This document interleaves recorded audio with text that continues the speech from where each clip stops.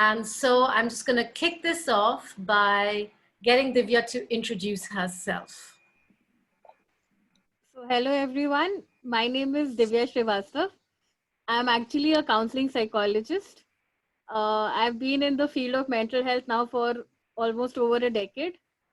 I began my journey with EFT way back in the year 2012. And yeah, it's been 8 years so far. I've done EFT3 advanced, I've done Matrix, and I'm really looking forward to this call and knowing all of you all a little more.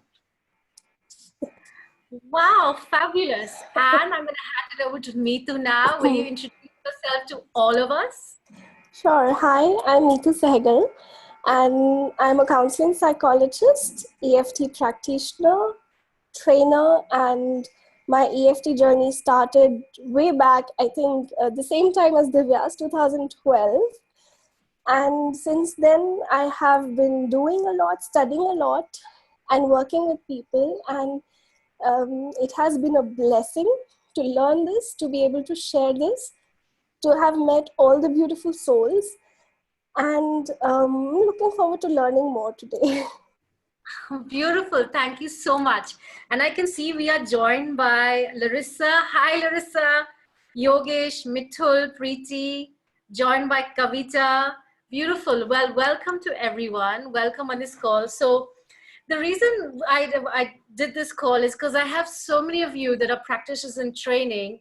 You kind of message me and say, oh, I don't know what to do. Or I've had a conversation with Divya. I've had a conversation with Meetu and our Bangalore folks speaking to Medula.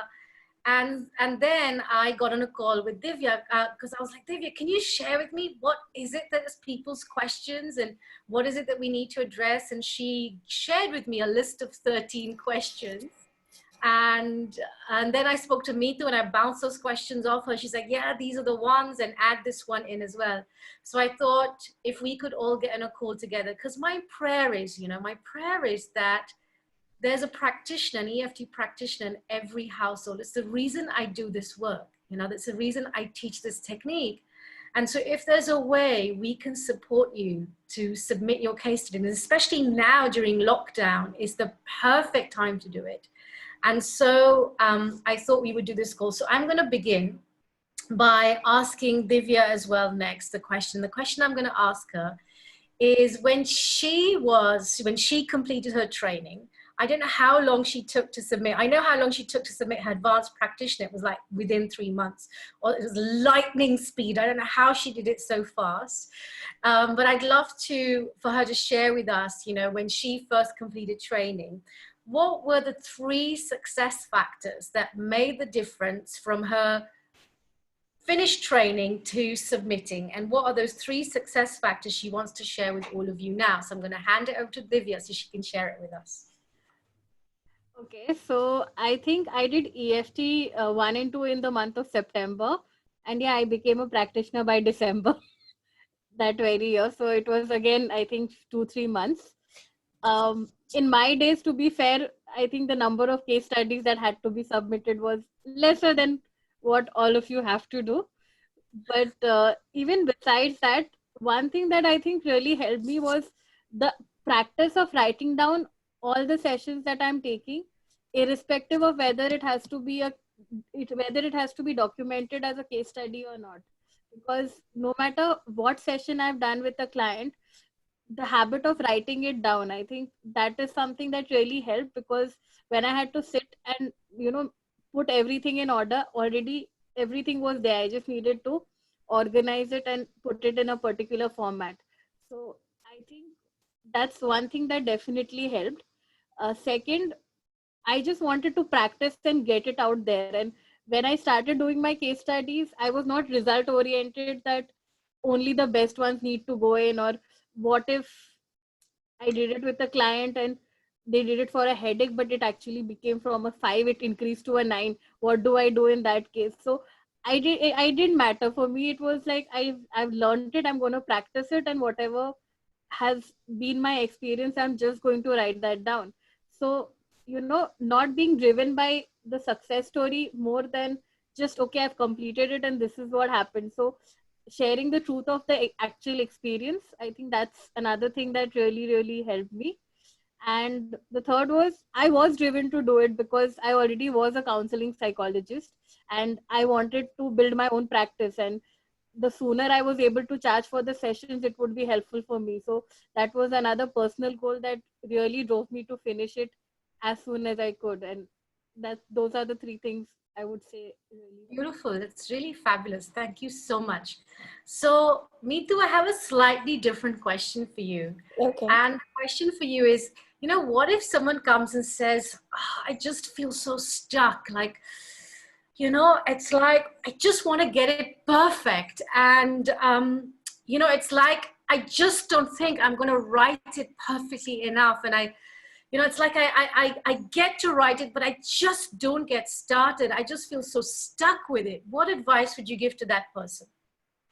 So personally, what helped me with it was I kept telling myself that it's not about assessing whether I am right or wrong.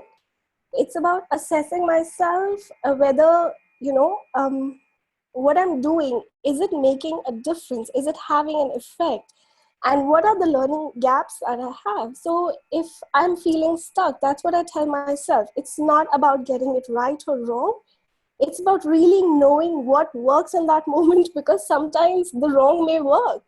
We don't know what's wrong because we were learning back then. And the constant reassurance was from your side was, it's for us to know whether we have taught you everything and what's left.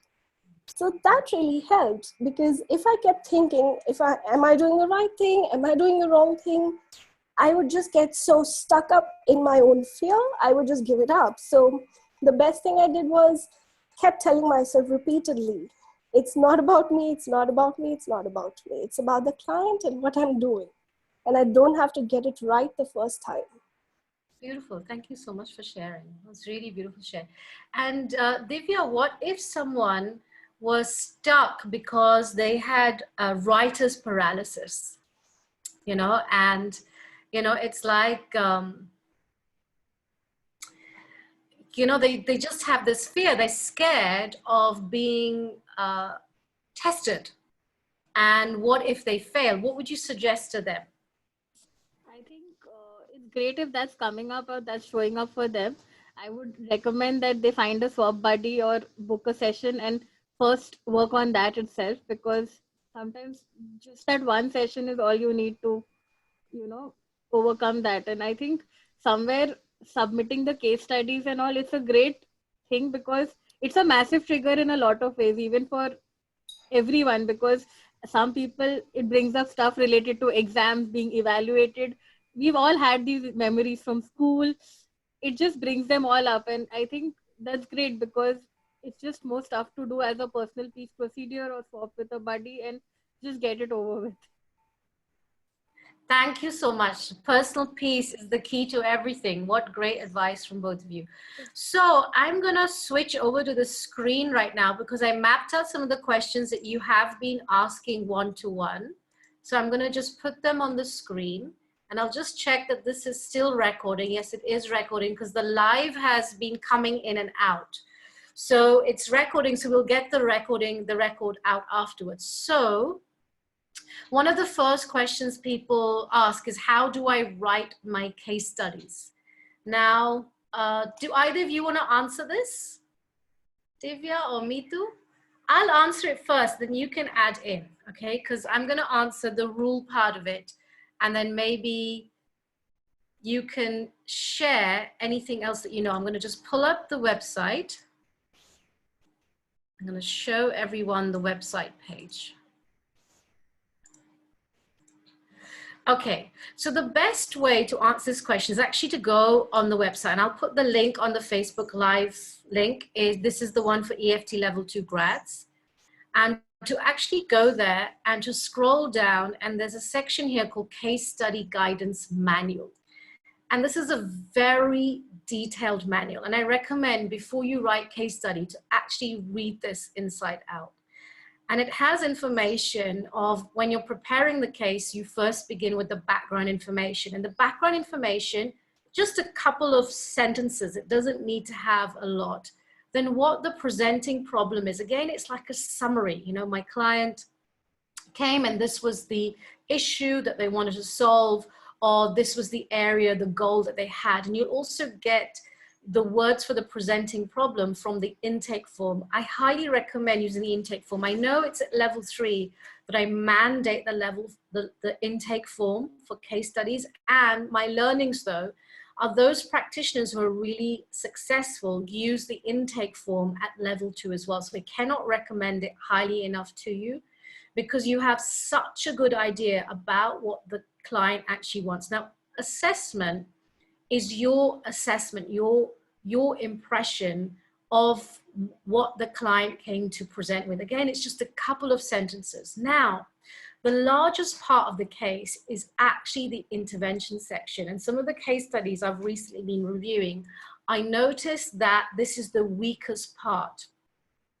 And in this section, I'm looking for not only your information on which technique did you use, so that you're clear. You know, I've used a tell the story, I've used a movie, I've used the fears and phobias, I've used keywords, I use questions. So you're clear on the technique you used. And also I'm looking to see, have you kept the client safe? Did you use their words, or did you lead them? What did you do when you got stuck, for example, where the client didn't share information with you, or perhaps maybe the case didn't work, which is also fabulous. Say you're working on pain and it didn't go down. What did you do then? And sometimes it could be, I froze then because I didn't know what to do, because I wanna learn from you about your learnings, your insights. You know, when I started working as an EFT practitioner, every case was not perfect. I didn't get it right. I went through a process of learning. I went through a process of, you know, this works better, this doesn't work better. And I had my own little journal. And I still use a journal to this day with my cases, where I map out not just my cases, but for everything I do in my day. So I'm running an NLP masterclass these days. After each masterclass, in my journal, I write what worked really well and what could I have done better. And I have my journal right here. I have all my notes, and I have it right next to my phone, and I write all my notes down. Any calls I do, every single thing, straight after I make a note. What was great? What could I do even better?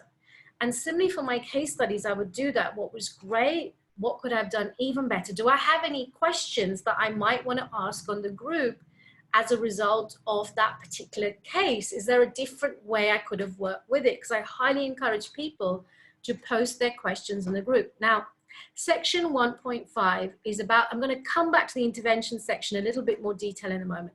Section 1.5 is what was the outcome that happened. Now, I'm not necessarily looking for a result here. It's just at the end of the session, what happened?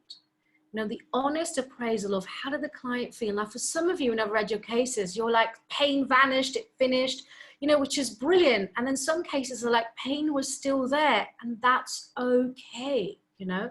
It's like, what happened for the client is what I'm wanting to know.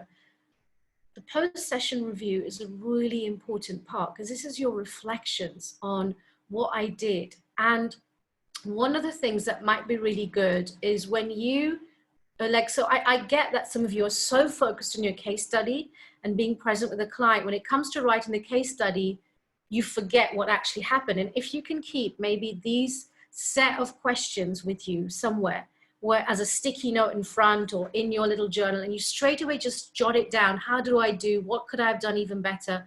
What could I have used more of? Where did it work well? What was getting in the way, and what was reason for that? You know, sometimes my thinking mind gets in the way of doing the session. I'm trying to get it perfect and right with the client. You know how Mitu said, just do it, just let it happen. You know, what did I learn as a practitioner about the process and the client? And so I write that down. Now, section 2 is really important for the intervention part. And here I have in detail what I'm looking for.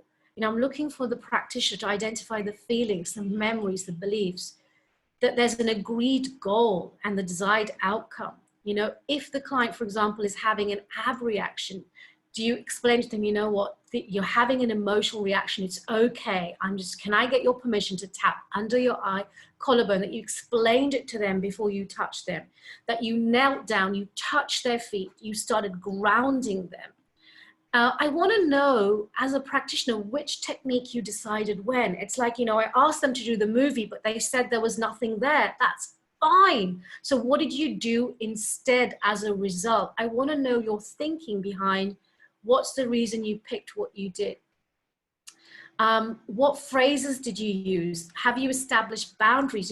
So I recommend it's not best to work with friends, because with friends, you cannot always keep those boundaries unless you're someone that has very clear boundaries. In fact, at this point, I'm going to stop sharing for a moment, because both Mitu and Divya are psychologists.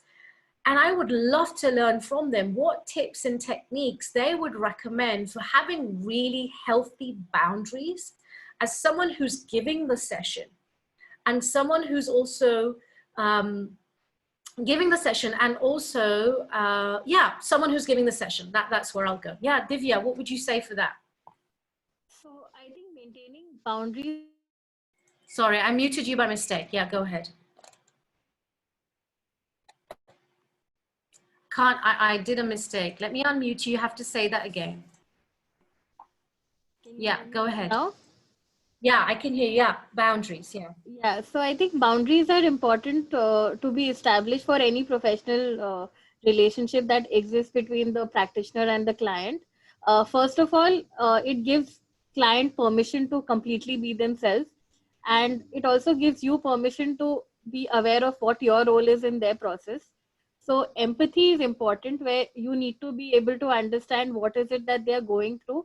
At the same time, you don't need to take on that pain and suffering. And if stuff comes up for them and it's coming up for you also, make a note of that to work on it after the session is over. That's quite important. And with maintaining boundaries, one thing I say is um, keep it formal. Like when you're booking a session with someone, fix an appointment time, send them an official message saying that I'm booking you for this day at this time, and I'm looking forward to working with you. When the session is over, make sure you tell them that, okay, I am going to follow up with you tomorrow or a week later, depending on what's agreed upon. And also, if some people are okay with that if something comes up for you in between, you can text me, but maybe give them a time when it's appropriate, so that you're not texting them at like 10:30, 11 in the night. And so maintain those boundaries and let them know beforehand that if something does come up and you do text me at say 11 p.m., I may not respond. So, and to give them that assurance that you are there for them, but and in the best capacity you can be, but it's not a 24/7 care that you have going on for them, and it's completely okay. So if stuff is again coming up for you that, oh, how can I say someone, and again work on yourself, do a personal piece on that. So that's something which This advice, that's really great. How do you maintain professionalism and yet have enough empathy to be present for them? What beautiful tips. Mitu, I'd love you to add to that. So one of the things that I have done with my clients is I give them full permission to connect with me even after the session. Say if they are facing some problem, or if I've given them a homework and they're unable to do it, or they don't know how to do it, they're not getting the hang of it. So I remain available to them, but I tell them, give me a message before you give me a call, send me a message so that we can set up a time.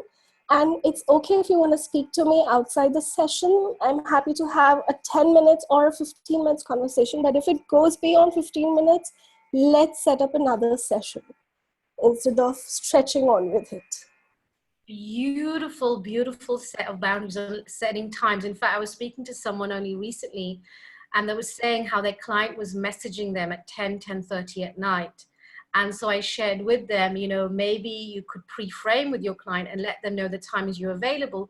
Or in some cases, I recommend people get their own phone that's just for their business and the timings are really clear, or just for their case studies, assuming they go on to have their own private practice. And I love that about, if it's 15 minutes, we'll speak now. And if it's longer, we'll book a session. Because as a practitioner or healer, it can sometimes be tempting to give more if, you know, like, so for me, how did I work on my boundaries? You know, I was a giver more. And the only way I worked on my boundaries was doing the work on myself, where I started valuing myself. Because in my early days, I thought the more I give them, the more it's going to work. And then the better practitioner I am. And I realized actually people lose respect for you. And instead they take advantage and they ask question on question on question. And then I'm getting tired and exhausted answering everything as well. So that's beautiful clarity that you shared. Thank you so much. I'm going to go back to the screen share and continue. Okay. So do you have ability to establish boundaries is something that and if you struggle with it or you're not sure, please, you know, want to make sure you're safe. You know, in fact, recently, one of our practitioners in training didn't feel safe in the session she was at because the person that she was working with was having an ab reaction continually. And so, you know, the purpose of reaching out in the group, or the purpose of supervision, which I'm going to formalize more now online, is so that you feel safe, so that you feel reassured. So I cannot recommend enough to reach out and get the help. Now, the other thing is, do you have knowledge and understanding of the principles? Did you explain EFT to the client? How did you actually isolate the issue? Sometimes you can have jumping clients. They're jumping from issue to issue.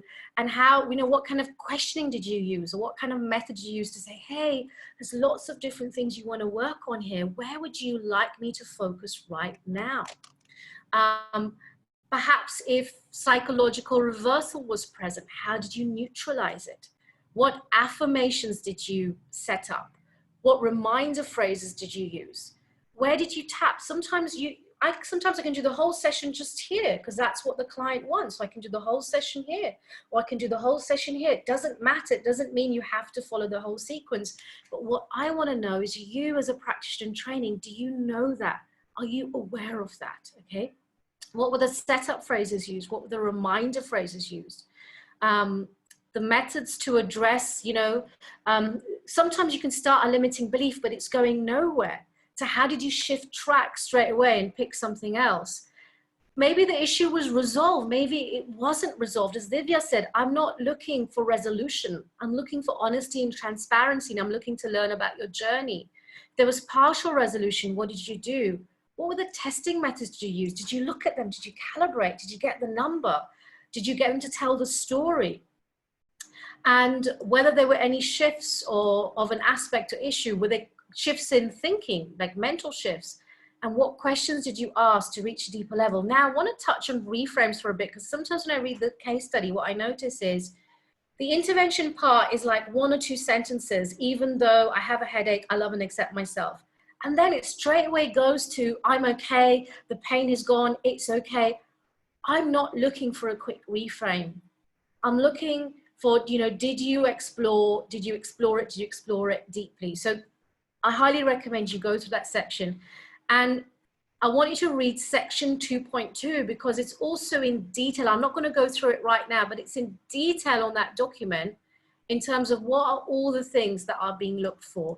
And if you're still unsure, I highly recommend you scroll to the case study notes. And there's an actual example here of the presenting problem, of the assessment. There's an example of the desired goal, of the explanation. And there's a very good example of the intervention. I recommend you write it in the I, in the first person, in yourself. What did you do? Because that's what I want to know. What was your assessment? And so I recommend you go ahead and you read that. I'm going to stop sharing this screen right now. And I'm going to ask Divya and Mitu if they have anything more to add to that first question for people who are writing up their case studies. No, okay. So let me cover the next question. Okay, so the next question, I'm going to share screen. And the next question is, do I need to describe exactly what happens? And I'm going to throw it open. So Divya, when you get this question, how do you answer it? Do I need to describe exactly what happens? What do you say to them? So when they ask me, do I need to describe exactly what happens? I do tell them that we need some context of what transpired in the session. You don't need to transcribe it exactly, but at least give us some setup phrases that you used, some events that you did touch upon. So while you don't need to elaborate on everything, at least we should have the full sequence of what happened. Otherwise, in your head, you did the session, so it makes sense. But for someone reading it with no background, we seem to just sometimes struggle to connect the dots. Yeah, that's so right. So I'm not looking for a script like that. So I'm so glad you shared that, because if it was a script, it'd be like 10 pages long with every single thing. So I'm so glad you shared that. Thank you so much. So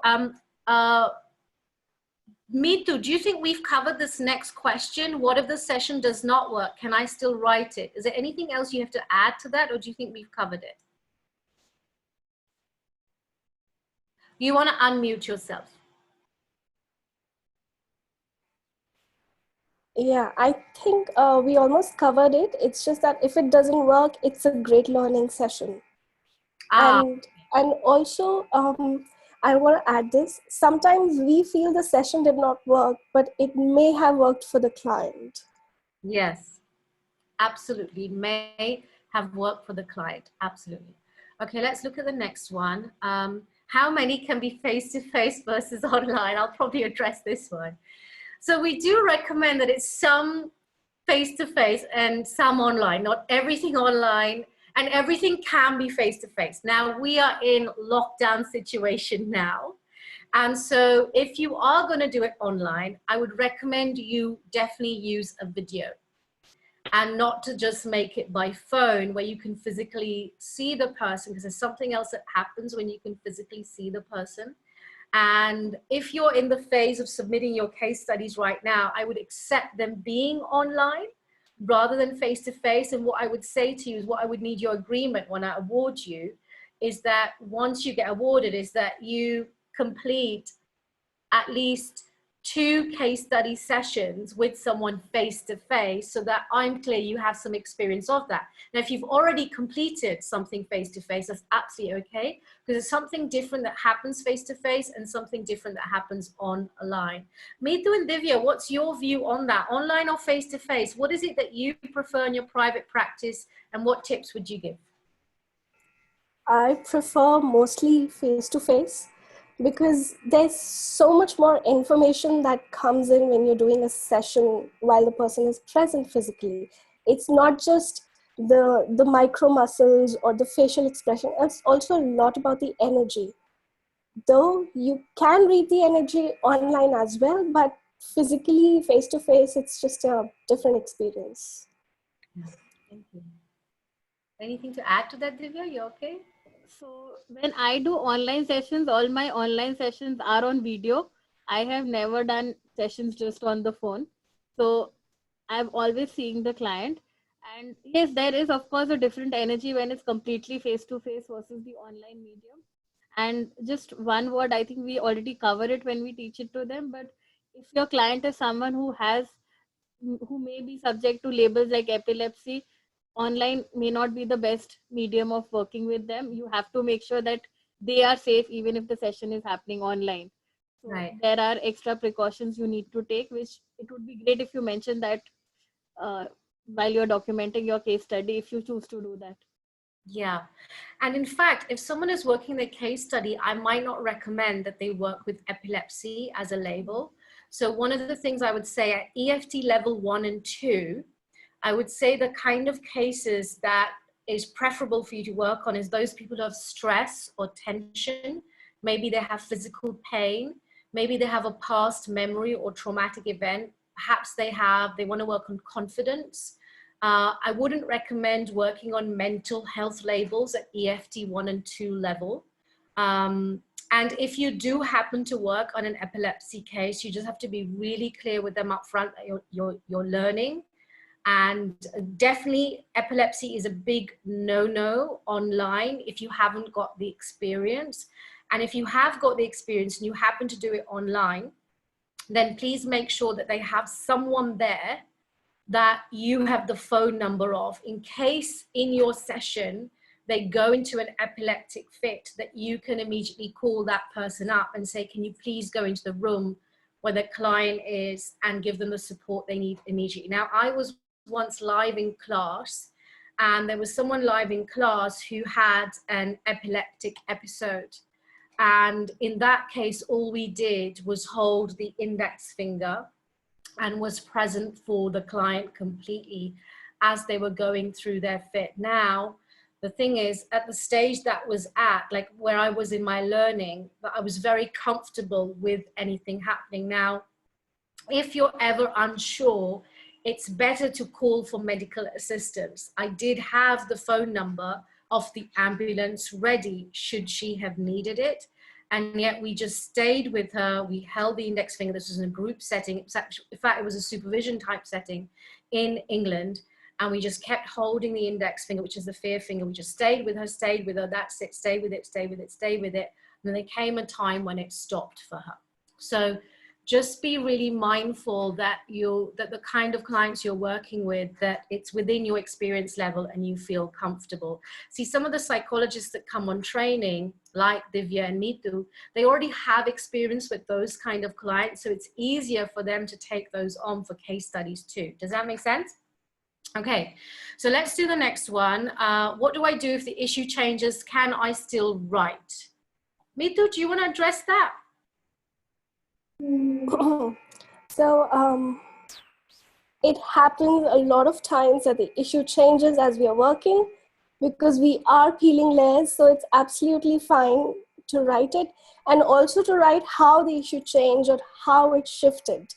Just like we're chasing the pain, we are chasing the issues as well. Yeah, absolutely. That's really great advice.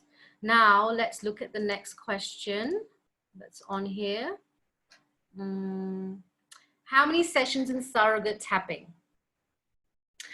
So if you are going to use surrogate tapping, I would say you can have one case with 6 sessions with surrogate tapping. And I would say the second case has to be no surrogate tapping, okay? That has to be an actual live case. Sometimes I get this question with kids as well. People say, how many sessions for kids and teen? I say one of them with the kid or the teenager. The second has to be on an adult, because I'm checking your skill level. My preference actually is that if you are doing surrogate work, it's part of the practice sessions and not part of the set of 6 sessions. And it's like only if you can't find anyone, like you've put a post in the group, I want someone to work with, you've not found someone, you've been in touch with me or Divya or Neetu who have busy practices, or Medulla in Bangalore, they themselves, they don't have any, because sometimes they have case study clients from time to time that are not ready for professional paid sessions. And they might say, okay, you can go for a case study session, that you've reached out and you haven't got someone and your only option is surrogate tapping in that scenario. And I would say if you do that, I want to see video footage of you working with an adult then as well, to make sure that you've got the skills available to work with an adult. Now, next one, number 7. How do I remember what happened during the case? As sometimes I'm so focused that I forget what happened. I'm going to actually ask Divya at this case, even though she's briefly mentioned it before, I want to learn from her, what did she used to do in terms of the questions that she would write out straight after? So, how do I remember what happened during the case? I think, first of all, document immediately as soon as the session ends. So if you have a session booked in your time, like, professionally, say you've called someone at 1 o'clock and your session will end hopefully by 2:30 maximum, block another half an hour definitely for yourself, so that immediately you can write down what happened, because that's when the memory is still fresh. Even if you don't have a lot of time, at least write down, okay, this client came, some socio-demographic details in terms of this was her age, this was her issue, what I did in the session, and what I plan to do next. Just so it could just be a small paragraph, less than half a page. It's in whatever cues you need to help you jog your memory later and then fill in the details. But just write a small synopsis. That's great information. Thank you so much. The other thing you can do is you can record your case study. Now, clearly you need to get them to sign the disclaimer form that you're recording the case study. So in case you're the kind of person you get so immersed in it, you've forgotten what you do, The other thing that I used to say to the journey practitioners in training, because this was quite common, is just close your eyes and transport yourself back to being with the client. And what was the client feeling? What did the client share with you? What happened? Chances are your memory will get triggered and jogged. And I know this happens to me for my one-to-one clients, because I rarely take notes during the session and I'm working with them. And then what happens is I've worked with them and then I do the next session. In the first few minutes, I might not fully remember what we worked on, but it's like, as soon as we get into the first 2 minutes, it's like, I just suddenly remember everything because we're tuned in the same energy like a bubble. So I want you to imagine you're in that bubble with that person. Now, so I've touched on the recording and get the permission. So let's do the next one. Yeah, do you want to add something, Divya? Yeah, go ahead. So Just so people who do record the sessions, by the way, this is just something they have shared their experience. It does not make documenting cases any easier, because when you document when you record the whole session, you actually need that 1.5 hours, 45 minutes time just to hear the whole recording. And that itself can become an extra task, an overwhelming task. So while yes, it does protect you from that other fear that you have that, oh, I'm going to forget everything, it does not make documenting any easier. So I'm just putting that out there. Yeah, that's great feedback. Thank you so much. Okay, what if a year has passed since attending training? How can I complete my case studies? So the rule is that if a year has passed, that you have to re-attend training. Now, the only caveat to that, and I would say reach out to myself, have a conversation with me about it, because there are some caveats that people who have been working with people, and what I say to them is you must attend supervision, and most probably I'll ask you for a video of doing your one-to-one session. And if that video seems that your skill set is good, then I might say to you don't need to repeat EFT training right now. What I would recommend, you cannot do it without your supervision. Like, you need your pre-certification supervision, and then you submit it, and I would ask for your video. If the video is not in order, I will recommend that you wait to repeat training. And also, training has changed so much. Like, some of you have done it like 4 or 5 years ago. I highly recommend you repeat training now, because it's a 4-day course now. It's not a 3-day course, and added into it is also a full day's worth of supervision as well. Okay, so I think we've covered number 10 about perfectionism and fear and stuff. Ooh, can I include a session on myself? Can I include sessions on myself? Yeah, so you can. I mean, as per the case study guidance, just have a look at that. There's 18 case studies right now. That's the current rule, where you have 2 clients, 6 sessions each, and then you have a third person, which is yourself, where you work on yourself. And preference is to either work on yourself or work with a professional practitioner and write up your experience of what it's like to work with a professional practitioner. Second preference is to do a swap session with a buddy from training and write up your experience of what it's like to work with your swap buddy. What you can't do is copy and paste your swap buddy's case study write up and say, that's my self-study. Because someone asked me that question recently. You need to write it up yourself independently and not share notes with each other, because I can tell when I see that. Okay, I've covered that you do have to complete supervision. Why do I have to complete supervision? Let me throw this out to Mitu and to Divya as well, because I'd really welcome their perspective of what's the role in supervision, number one, in getting certified, and what's the role in supervision when you've got certified, and how does it help you? So I want to throw that out to both of you. So I think supervision is very important, because while we are learning, we are going through so much information. Sometimes we forget things. Sometimes when we are working practically with people, so many new things come up, we just don't know how to handle it. So supervision helps us to understand practically how to do those things. Also, it helps us clarify a lot of things regarding working with clients who are not aware of what EFT is. Because during the trainings, the people that we work with, they also know what EFT is. So working with non-EFT people is a little bit of different experience than working with people who are familiar with EFT. Supervision can really bridge a lot of gaps. That's the best way I can put it. Yeah, beautiful. Thank you so much, Meetu. Divya?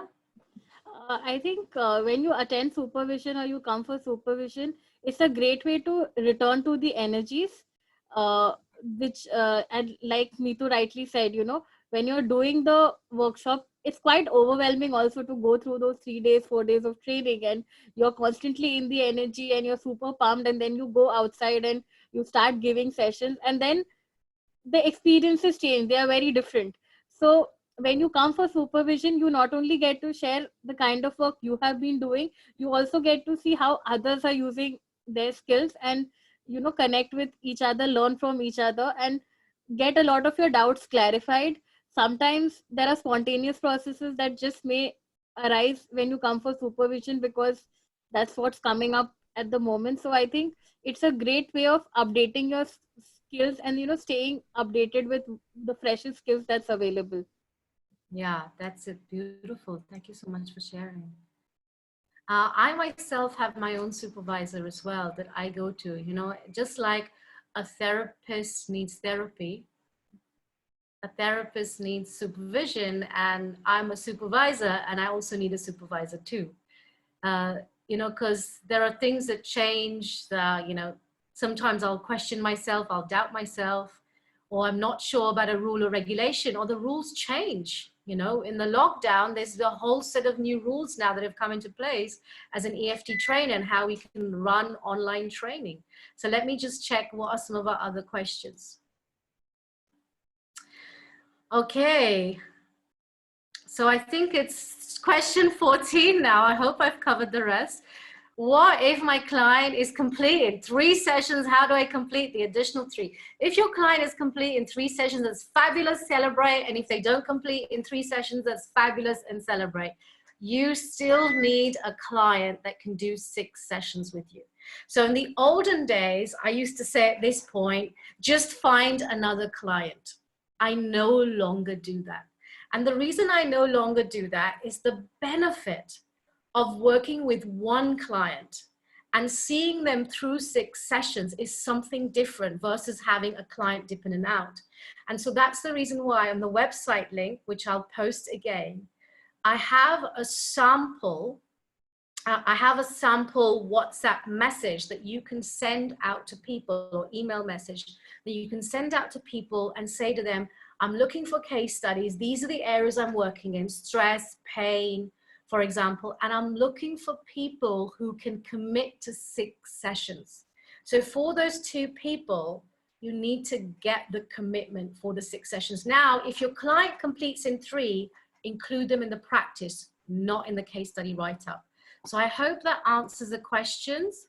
I'm done with all the questions my side. Divya, Meetu, anything else to add? Any tips and advice from your side? No, you're all set? Okay, fabulous. So I'm going to end the meeting right now. I've kept the recording. I hope you found this useful. And I realized the Facebook was in and the Facebook was out, and it was working and it was not working. So we tried that out as something different. The next one I think we'll do it as a Zoom call, and we'll have all of you join as a Zoom call. If there's any questions we missed answering, can you please put them on the group? And if Meetu and Divya are comfortable, would love to do this with you again. I really enjoyed doing it today and would love to have your participation again. Would you be okay with that? Yeah, absolutely. Would love that. Yeah, beautiful. I can't recommend everyone getting in touch with these incredible people. And, if you need professional sessions, these are the people I go to, so please be in touch. Let us know how we can support you. Put your questions on the Facebook Live, and I'll post this recording. Thank you so much.